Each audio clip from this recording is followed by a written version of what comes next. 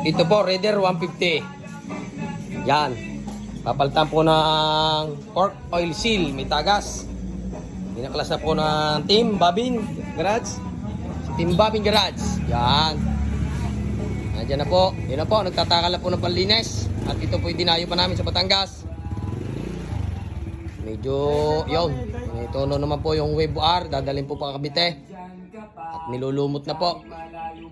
May kaunting inuman. Ayan. May aso pang kasama. Yung gulong. Andong masasabi mo sa gulong? Pare, ikaw magdadrive niyan. Taya mo ng buhay mo dyan, pare. Wala na rin naman nagmamahal sa'yo. Iniwan ka naman kanina. Oh, yan. Napagtripan po naman ng tropa.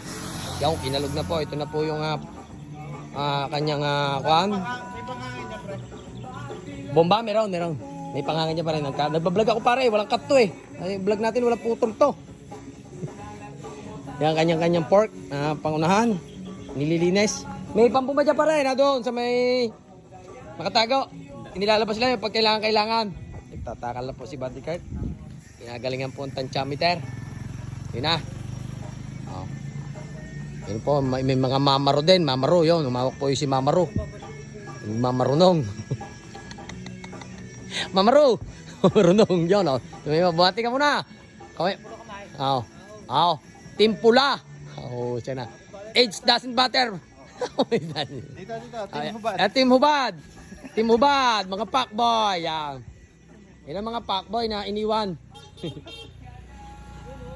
Salamat po. Nandito po kami sa Biga, Calatagan, Batangas.